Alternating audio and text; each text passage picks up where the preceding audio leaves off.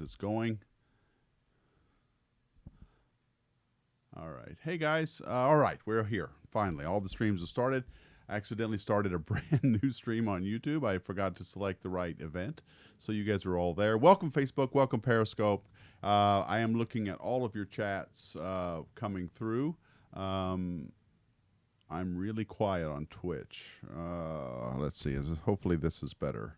All right. Stream just died.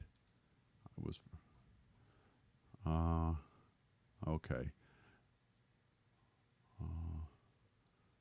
Wow, the streaming difficulties are pretty loud and clear. Thank you, Peter Q. All right, let's just get started. Looks like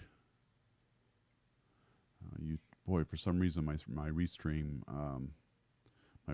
is messed up. If for some reason you're not seeing a good stream, go to one of the, it's all Deep Astronomy on all the platforms: Periscope, Twitch, Facebook, and YouTube. Try one of the others if you can't. Okay, but I'm going to get started because I don't want to wait around for this, and it looks like it's going to happen. So there we go. I see that there's viewers on YouTube now. Good. Hello, everybody. Welcome back to an Astro Coffee Hangout. My name is Tony Darnell from deepastronomy.space. And while I know the Astro Coffee Hangouts have been a little bit hit and miss lately because of the streaming situation here at Deep Astronomy, and usually my co-host Carol Christian is with me, but believe it or not, if you watch the last stream she was in, she is actually she's planning for a cross-country aviation race for her airplane with some team members. It's some kind of women in aviation race, and apparently the preparation for it is quite extensive. So she's busy for that, and the race is in August. Or I'm sorry, July. So she won't be able to join us today. But what we are going to be talking about, we are readdressing the question of life in the universe, something we talk about a lot on this channel. And then specifically, we're going to be talking with Bernie Taylor. He's an author of the book Beyond Orion, and he has been thinking about this in ways I'm not familiar with. So let me just bring him up now. He is right here. Hi, Bernie. Welcome. Hey, Tony, thanks for having me back on the show. This is my return voyage. That's right. This is your second one here. We talked before about some of the research you've been. Orion. That's right, for the Orion, your book Beyond Orion, which there is a link to, by the way. I think in my Deep Astronomy, Amazon.com/Deep Astronomy. I think I have a link to it there, so check it out as well. Okay, Bernie, introduce yourself once again for those who maybe didn't see the first stream that we did together. Tell us who you are, what your interests are, and then we'll get to your research. Absolutely. The work we're going to talk about tonight goes back about 15 years in a book I wrote, Biological Time. And it was about how plants and animals time themselves, and then how Native Americans and indigenous people around the world have kept these measurements. I live in Oregon, in Portland, Oregon, and we have Native Americans who, since time immemorial, have gone to the rivers to catch the salmon. And every year in our time, the salmon are earlier or later by a month or two. And the question has always been asked, well, why are they all following one smart salmon? I mean, that question is actually asked, seriously. In the same way, we have you have geese that migrate where you are, and how do they all migrate in synchrony? And I asked that question from a naturalist perspective some 15 years ago. And that was in Biological Time, to follow by Before Orion, Find the Face of the Hero, which we had in the last program. And I wanted to know, when would the salmon be there? And I went to the Fish and Wildlife agencies and I borrowed the data. It was a collaborative process. And it was Christmas Eve, just about 15 years ago. It was 11 o'clock at night that it just hit me like a bricks falling on my head. And in that moment, I realized why the salmon were early or later from one year to the next, the geese, and every other migratory species. The next morning I called, so Christmas Day, a chronobiologist, someone who studies these things and well published in the area, and he's in Nobel laureate class, Robert Palmer. And I called, I said, Robert, I know it's Christmas, but I got to ask you this question. Has anybody asked this question before and come back with this answer? And he was silent on the phone for about 30 seconds. And then he said, oh my God, I can't believe we missed it. What was the And question that's what again? we're going to talk about today. What was and the question was what specifically? The question was, well, we haven't talked about that, have we? No, we haven't. We're getting into it. That's the question. We're going to ask that question today. And that's part of the program. So we're going to have to hang on for about 10 minutes to get into that. The question that you asked about the salmon. The question I asked about the salmon and every other migratory species. I asked Palmer. I said, has anybody ever asked this question before, to your knowledge? Has anybody ever put this in print? And this career chronobiologist studies these things, came back to me and said, he just paused for 30 seconds. He said, I can't believe we missed it. It's at the core of civilization. It's at the core of animal behavior. And it's the core of the question, are we alone in the cosmos? It all ties together.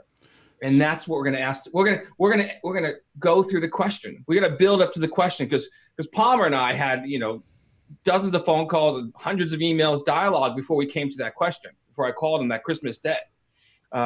Okay, so set the stage. Okay, so the stage is the following. You were noticing a pattern with the migration of the salmon or the returning of the salmon, and you went to find out about this pattern, which I think I always thought it was pretty well understood why salmon do what they do and when they do it. And then you've asked some question which you won't tell us until later that was obvious to you but not to everybody else, and then that leads us to why are we alone in the universe? This there's a connection there. Absolutely. Then I went on, after the book Biological Time went to print, I went to the Native American tribes in the Columbia Basin and Fish and Wildlife agencies and so on, and universities, and I gave a presentation about this. And I had Native American tribal leaders around the table. But when they had the answer to the question, when they realized it, they went to tears. Can you believe that? So these are older. Not yet, no, because I'm waiting for you to tell me first of all what's going on.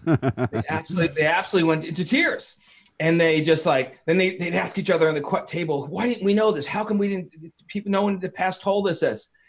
And it is the questions at the core. So we're ready to start to learn about how to even understand the question. Okay, start us at the beginning then. Okay, I live in Oregon. Yes. And salmon, as I say, come up earlier or later. When you go to Alaska, they actually have the same rhythms, but they're tied to they're actually entrained to the tides. Okay.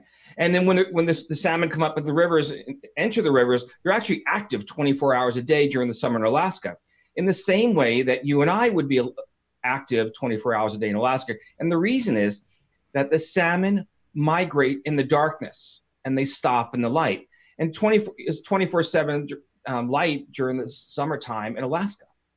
Okay. Whereas in Oregon, where I live, it's not 24/7 during the summer because we're too far south. But we do have light during the evening, and that light is of the moon. And this is what happens with the salmon.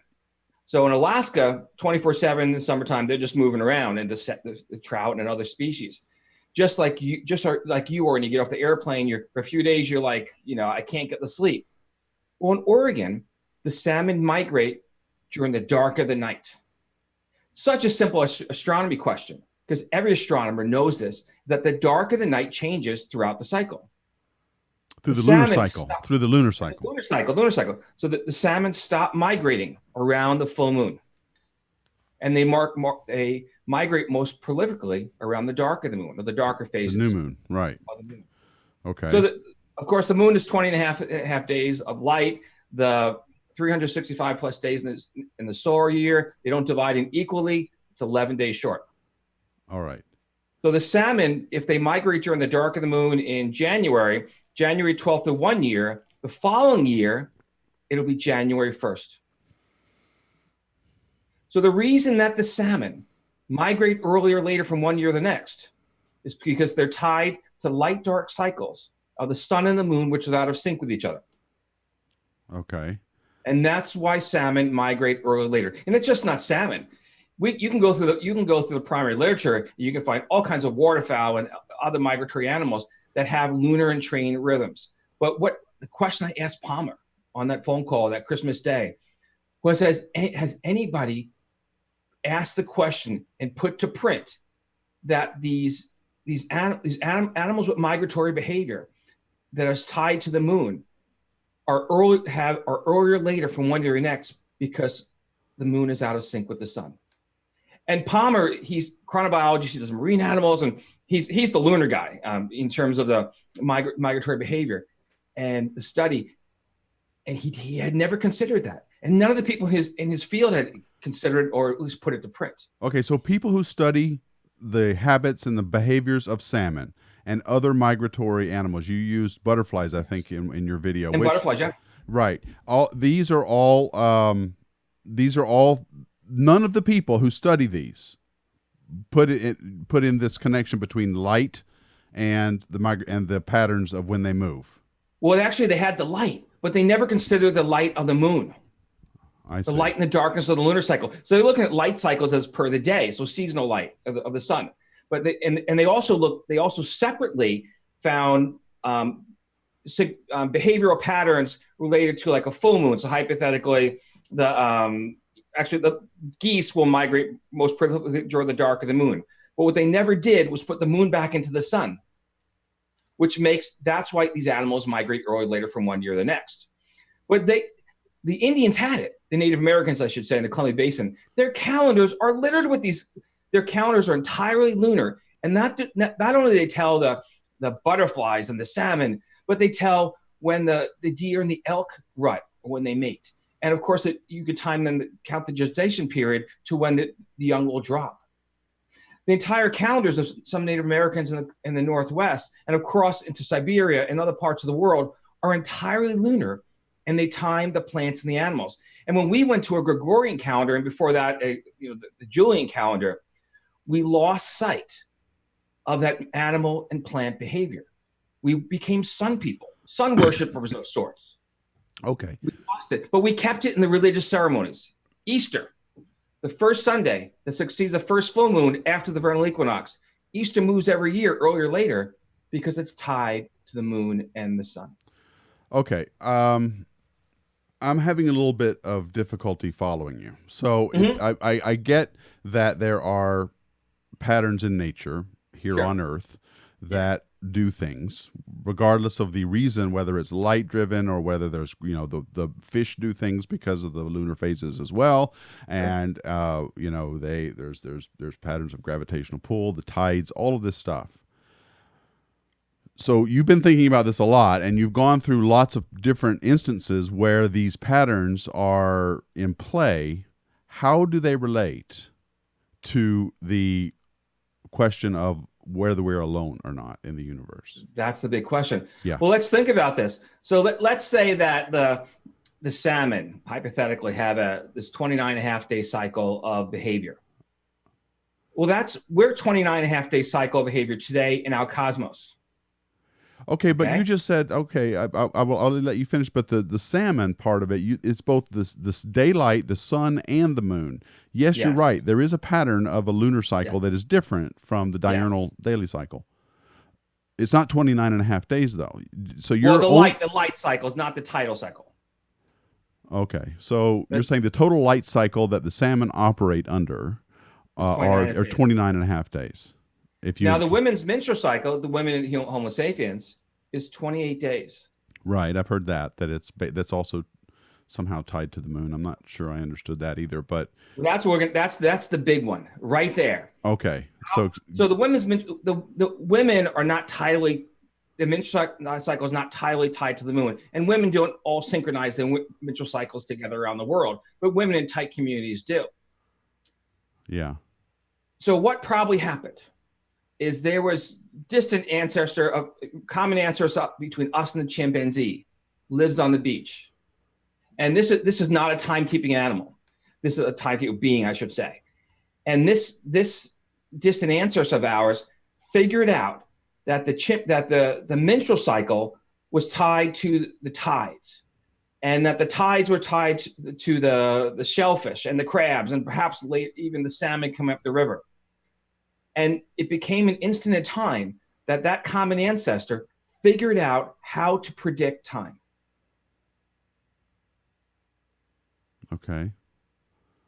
So before elephants, highly intelligent animals, chimpanzee today, highly intelligent animals, as are dolphins, they can't tell time. They can't do it.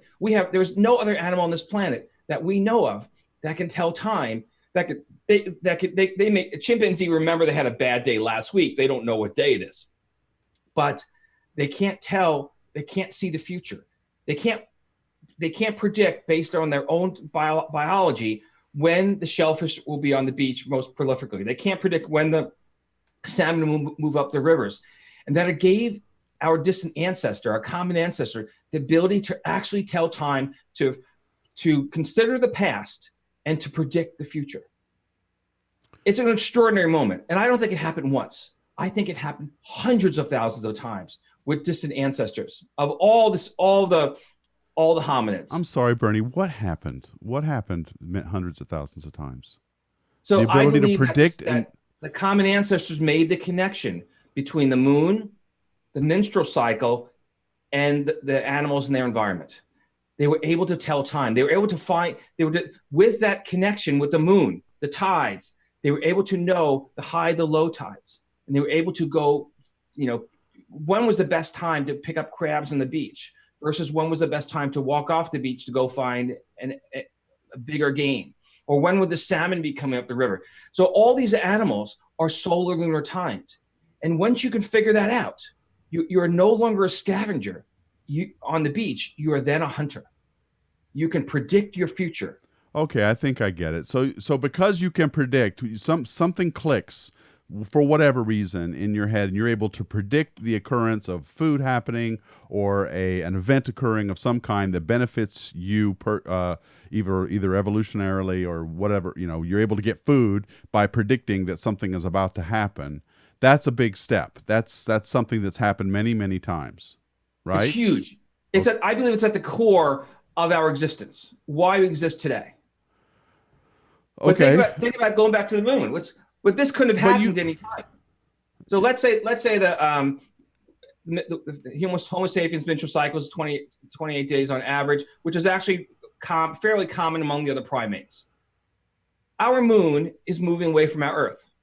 Many millions of years ago, it might have been a 26-day tidal cycle, right? Or 24 days or 23 days. Could we have, if the women's menstrual cycle, female menstrual cycle is in sync with the moon, and it was a 23-day lunar cycle, would our common ancestor had made that connection?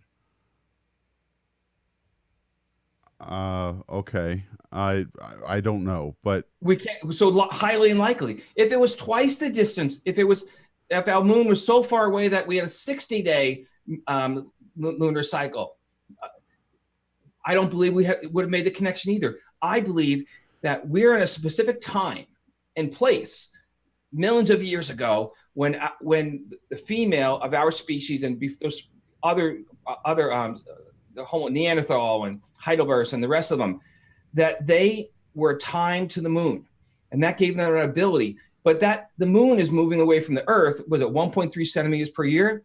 And so that it's a unique point in time. So let's say we go to another planet. We go to planet Darnell, and it's a Goldilocks planet, got all the right stuff. It even has a moon, but that moon is, many times the distance from our Earth. And hypothetically, they were chimpanzee-like beings there. I don't believe on planet Darnell those chimpanzees would have made that connection. They'd be hanging from the trees in the same way they do today. Well, assuming the connection is even important, which I'm not sure it is yet, I guess you really can't say that. you don't know, because we just don't have any other data point. I think you're saying that the fact that our moon is where it is and it has the orbit that it has provides us with a special opportunity to predict events, to learn timekeeping and to do timekeeping. But there's plenty of other things that allow us to do timekeeping besides the moon. The sun is notwithstanding, okay. was what I think is a bigger driver of time than the moon is. Correct. But let's keep with the moon. Correct. The ability to do this is crucial. And because we are the Earth, Moon, Sun system, it's set up the way we are, that we're in a special. I'm not going to use the word special. I'll just say we are in a position to predict things back in our past that allow us some advantageous stuff. I'm still not seeing though, Bernie. And Okay, help so me there's understand. Wait, hold on. Let me understand this connection between this ability, and I still don't get the menstrual cycle thing. So I just want to concentrate on the lunar cycle. Sure.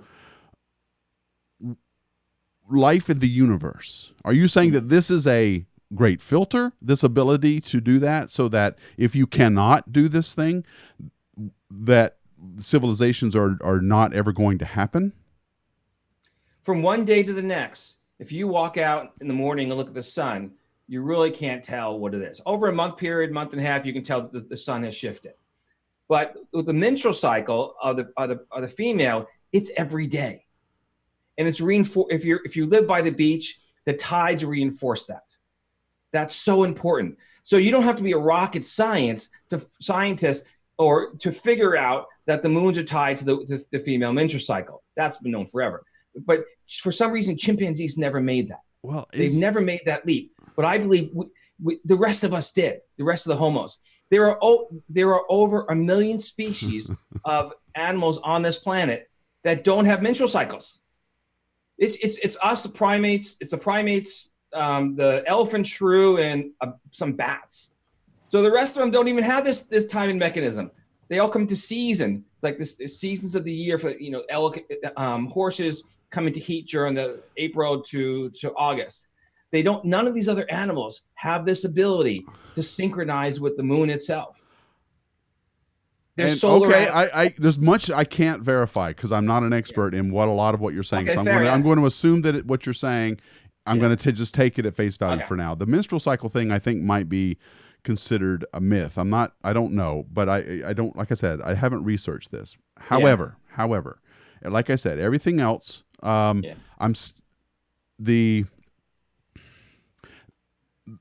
this does not seem to me to be a really big deal in terms of whether or not we are able to get a civilization or not. To me, the bigger deal was this thumb and being able to walk upright on the savannas, and to the fact that our brain size started to grow in proportion to the rest of our bodies.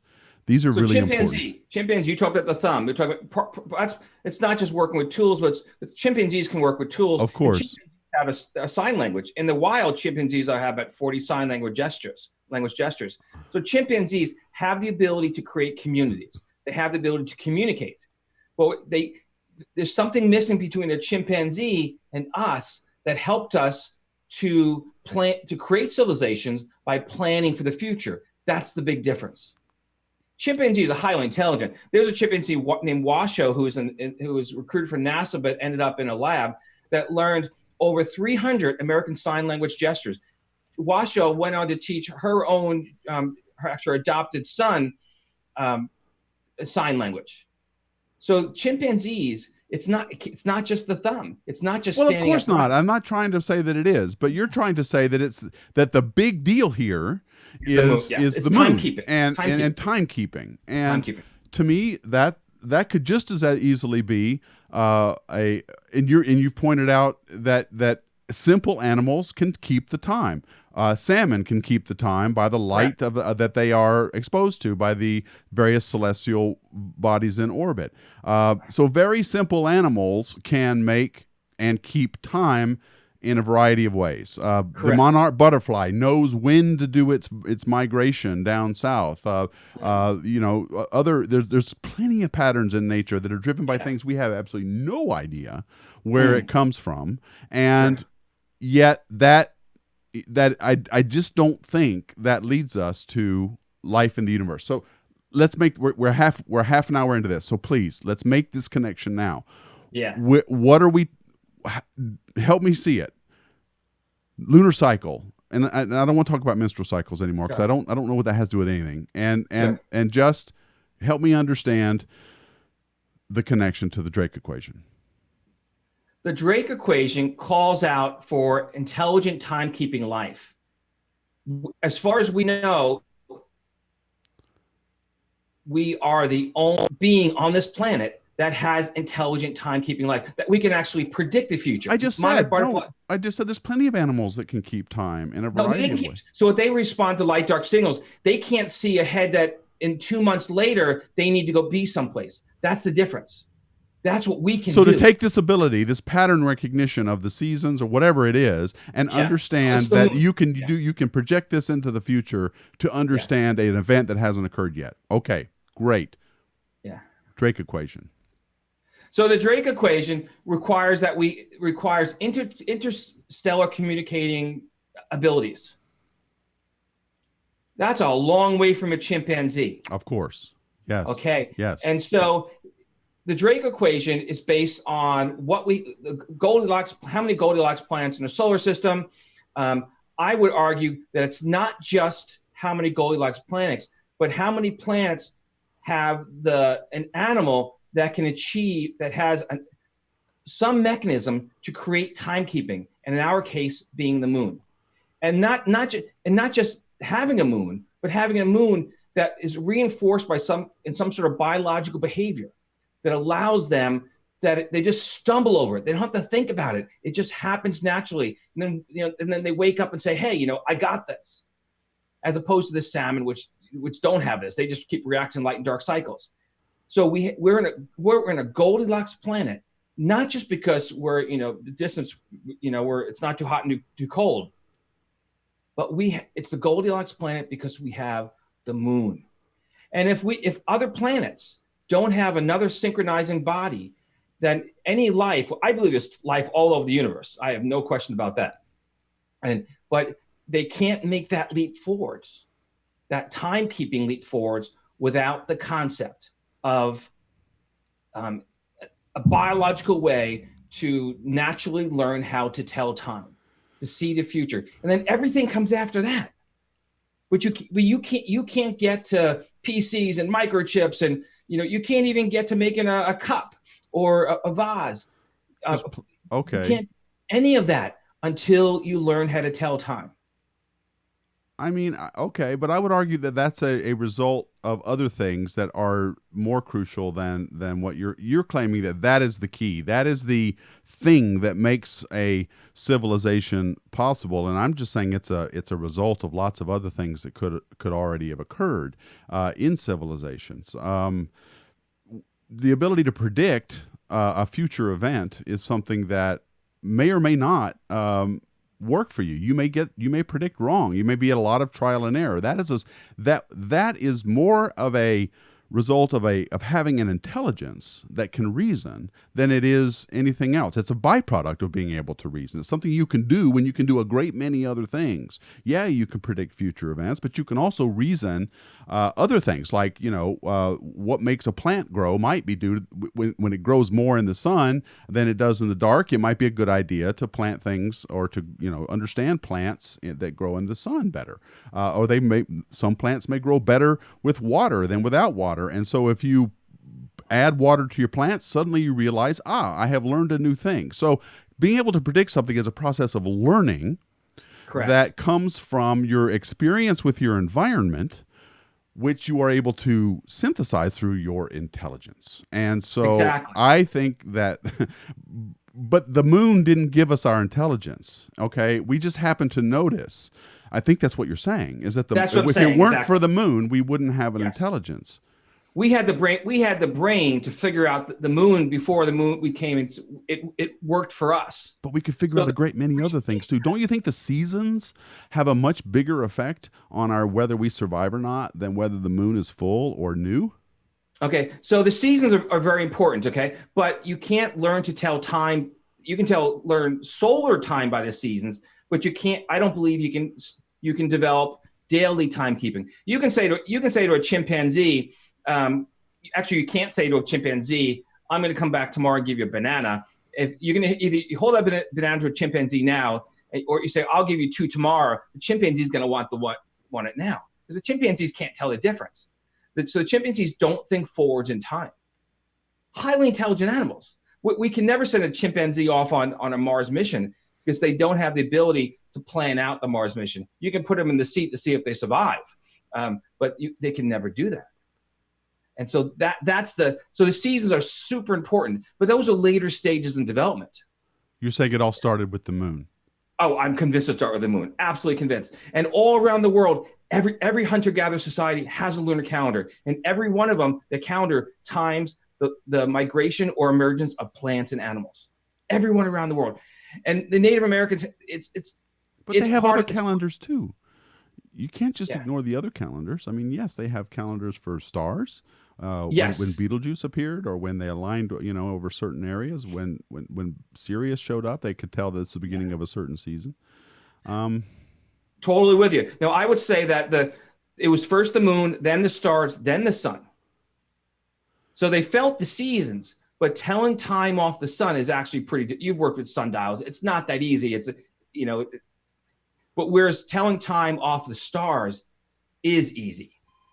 And so if you had a full, you can start calculating your year based on the rising of the stars and the migration through the sky. So yeah, the stars are so important. But the difference is, if you go out if we go to planet Darnell, there's tons of stars that they can work off of. But it's very difficult to make that leap from, being a scavenger on the beach and learn how to catch the crabs and know when the salmon are going to be there just on the stars, because those animals they're not queuing off the stars.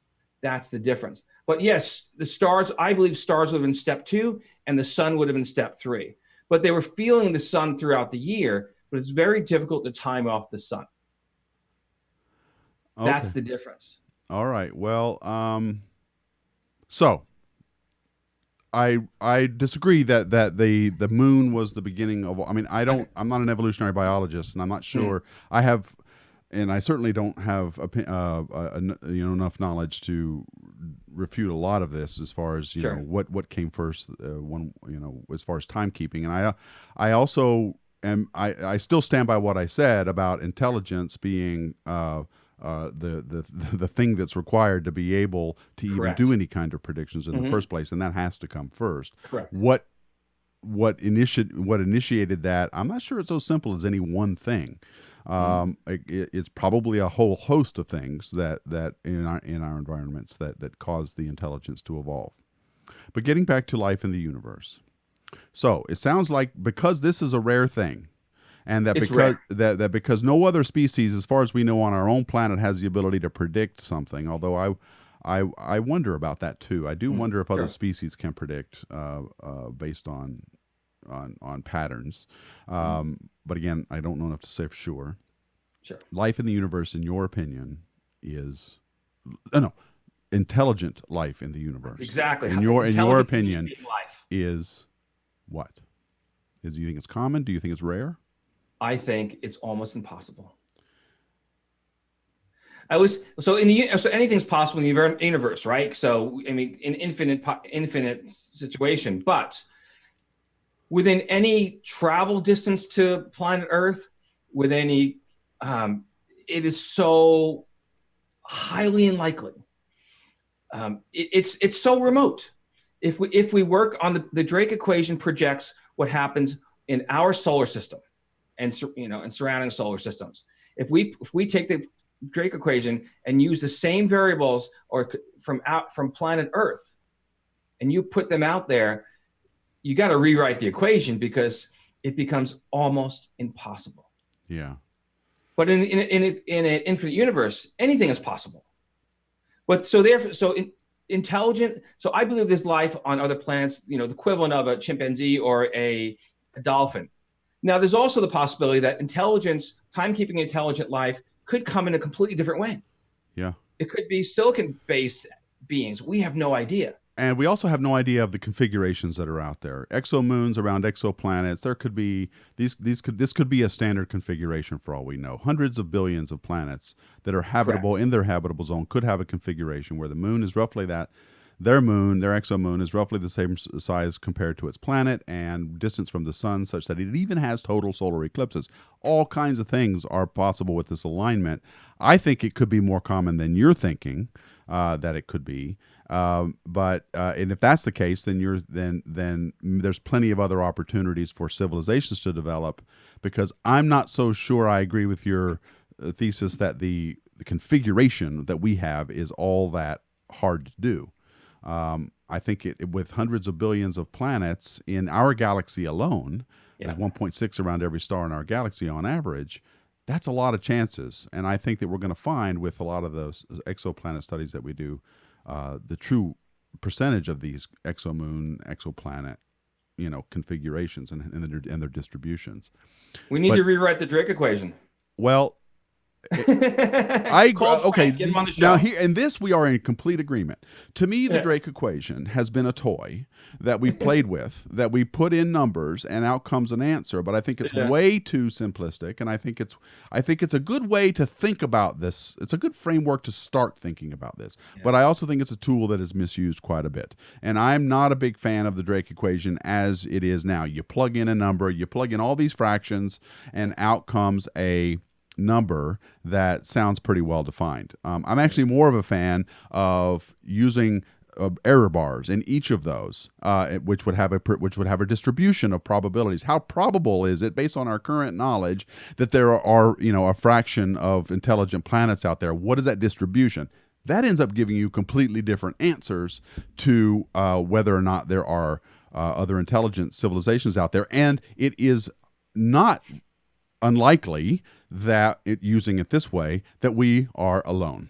And so I've talked with Fraser Cain about this and many others, and we actually agree that intelligent life, civilizations in particular, are either non-existent or extremely rare.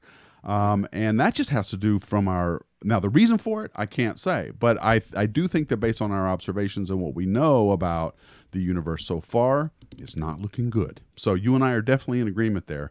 Where we are diverging, I think, is this cause, where I don't think I'm with you on the lunar situation. The pivotal moment. But let me read a couple of comments, because these are pretty good. Planetary Pan is commenting, the Drake equation was never intended to be a mathematical equation. It was a philosophical discussion on the probability of life and what going into potentially developing ETIs. And that's true, and I agree with that statement. It's just that it's not being... It is oftentimes misunderstood, and it is. It's not it looks mathematical, and it has a lot of mathematical symbols in it, but playing with it can lead to some assumptions that I think are a little misleading. So I agree with you, Planetary Pan. It is a philosophical discussion, thinking about the numbers. Golly jeepers, there are just so many galaxies out there, hundreds of billions of galaxies in our universe, each with hundreds of billions and trillions of stars. Surely, with all those numbers, there's got to be something else out there. I've never been persuaded by that argument. I've always thought that was a hard sell. Just because the numbers are out there doesn't mean that's a given. And so anyway, that's a good point, Planetary Pan. Thank you very much. Veronica Cure is commenting on Twitch. Women's cycles are not tied to the moon. They are affected by hormones and pheromones of the other planet around them, of the other people around them. Sorry. She's correct. Now she's correct. But that's not what you said, though. You said that they were.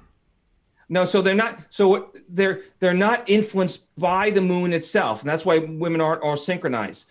But a woman can sync with her menstrual cycle.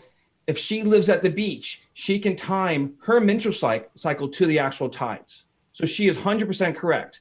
So the moon does not reach out or in any way affect the women's menstrual cycle as we currently live. But if we live on the beach, if a woman lives on the beach, she could actually time her menstrual cycle to the tides, which is, of course, the moon. Okay. She's correct. Yes. Neil Yu is commenting, Tony, please do a video working the error bars visually. It would be a great video. I actually have a script written, Neil, and I'll try to do one soon. Let's see. Marco Aurelio. Good name. Man knows man knows that he is going to die, can see long years in before him. Wait a second. This is a capacity that came out of the. Let me read this first before. I'm sorry, Marco. I'm not understanding this comment. Man knows that it is going to die, can see long years ahead of him, I think you mean to say. This is a capacity that came out with the development of the brain caused by a series of other reasons. I think he's talking about predictions. So, yeah. He's talking about telling time. Right. Jim R is commenting, imagine a habitable zone or planet that is covered in clouds all the time. They couldn't see their moon, sun, or stars. They may not even realize there is a cosmos. Yes. So huge. So that planet would not see any civilizations, according to your reasoning. So what they could, hypothetically, this is how it could work, is it'd be very difficult. But if they had tidal rhythms with a moon, they could learn to tell time off the moon, but they could never leave the beach. Okay, they could never go wandering the savannah or hunting big game because they never learned. So the ability of the moon allows, I'll just answer it with chimpanzee, to actually carry the clock with them off the beach. If you can't see the moon, you can't do that. And so your listener is, that's. So mark that one in the Drake equation as another one of, you got to have planets not just in the Goldilocks zone, but they have to actually see the moon. Right. So Planetary Pan, I'm going to put your link that you put in the Discord in the chat for the Drake equation, the SETI.org Drake equation. By the way, I met him while I was at SETI. I was at SETI 2 years ago, I think, with the Planets Foundation. We were having a dinner there. I saw him. Yeah, he was in his office, and I said hi. He's so used to that, so I didn't really talk beyond that. He has no idea who I am, but he does still work there. Let's see. There was a great comment I wanted to read, and I lost it. Let's see. This is from Dan Edwards. Humans have been gathering and selecting plant material long before 6,000 years, and there's evidence of human agriculture before that period. I think it goes back 2 million years, doesn't it? I think the earliest, the earliest ancestors were around 2 million years. Is that right? Toolmakers, yeah. Okay, so. So would those early humans, those early ancestral hominids, would they have been able to predict? Yes, I would argue that they were lunar timekeepers. I don't believe that they were solar timekeepers, and highly unlike, maybe they were stellar timekeepers. So I'm going back a few million years before that. Well, the common ancestor of us and the chimpanzee. Okay. Well, James, so that way before that one. I believe that the ability to walk around, and so the 2 million years ago is in Algeria, and it's fairly inland. People would have been walking away from the ocean or the sea, and the Mediterranean, to be able to do this. Yeah. Okay. By the way, the Mediterranean is very low tidal, so you couldn't really use the tides of the Mediterranean to tell the time itself. You had to have learned it someplace else. Whereas, I live in Oregon, we have significant tides. 12 feet. Well, okay, but so weren't our earliest ancestors, weren't they in Africa? Well, that is actually the big question. And right now, the oldest Homo sapien remains are in Morocco. I see. Jebel Hood in Morocco, 300,000 years. That's actually the oldest Homo 300,000 years ago. But the earliest tool makers were going back millions of years. And I believe that this is before that time. I see. Okay. So this preceded tool making. This would long preceded tool making, yes. Well, James Dugan says bears can predict when salmon run and in which rivers. Correct. That's absolutely true. And first of all, because I've seen this. I've gone to Alaska a few times. The bears are already there. They're not a migratory species. So the bears are already there. And then when they can feel the environment, to be able to be near the rivers, they can smell the salmon. But they're not traveling across, dozens or actually hundreds of miles to get to the salmon to fish as Native Americans did. So Native Americans have a lunar calendars to tell them when those planets and animals will be available in completely different places. So they had sort of a nomadic migratory pattern, whereas the bears are always there. Correct. Okay, I gotta laugh. Leon Yeah, 612 says, this is, gotta have some humor. I have a cat calendar. Okay. I love it, man. Okay, let's see. Because we are not okay. Hold on. Good questions. Yeah, Really good yeah. questions. Let's see. Can you observe the moon cycle? You can observe the moon. This is from Gregorius Sidarmo. You can observe the moon cycle directly. You can't directly measure sun cycles. Correct. That's my point. Exactly. What do So you mean? whoever said that is on Team Taylor. Okay, good. Okay, we're on the same page. Okay. Well, I get that it is easier to keep long-term time by observing the moon compared to observing the sun. That was also him. So, Yeah. Yeah, work with a sundial, for a few days, and you it's actually hard to tell from one day to the next. And then with sundials, you also have the problem of cloudy days, which I've experienced with sundials. And oh, come on. You have that same problem with the moon. I mean, you can't see the moon on a cloudy day. But here's the deal. But that's the whole thing with the cloudy planet, is that if you live by the beach, you can without even seeing the moon, you can work off the tidal rhythms. That's the most important thing. So having a visible moon allows you to walk off the beach. Okay, let me just see if I'm going to say something, a statement, and you tell me if I'm on the right track. The moon is an easier thing to tell time by than the sun. Yes. And because of that, yes. it is the primary response to our ability to keep time, which spawns intelligence. Yes. And then but with that timekeeping mechanism, that calendar clock, we can then understand the other animals in our world that have this natural timekeeping mechanism, that they respond to light dark cycles. They don't know what's going to happen from one day to the next. So we can be ahead of the game. We can be there before the salmon arrive. We can track the wildebeest in Africa, because we know when they're going to be there. They're just responding to light dark cycles to move around. That's the key thing. And it's in us. It's in none of them, except the elephant, shrew, a few bats, and a bunch of other primates, which didn't get as far as we did. Okay. Well, I think I'm looking at other. You got it, Tony. That's it. Yeah. Okay. When we find that Goldilocks planet with a clear sky, and the moon is exactly equidistant to ours with the same size planet, and they've got a 28-day cycle, 29-day cycle, and you got animals that can synchronize with that. You know what we're going to name it? What? Planet Darnell. We're going to name it that. Okay, Yeah. Mark my words. Okay. We're here on YouTube. You got hundreds of thousands of listeners. We have now named that planet, if it exists, Planet Darnell. Okay.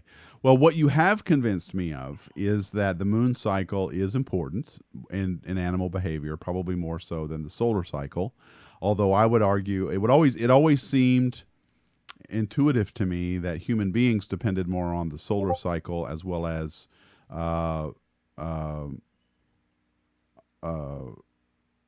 seasons, and so that was a bigger deal to human beings than the moon. But as a impetus, you're saying that it starts with the moon because there are many other ways to tell time by where it is. You have many more clues besides just its phase, its light that it reflects from the sun. You can tell where it is if you live in a tidal region by the tidal patterns in the water in the oceans. If you and I ever go to heaven, which I'm not sure if we will, there better be a moon there. Otherwise, we won't know what day it is. Huh. Okay.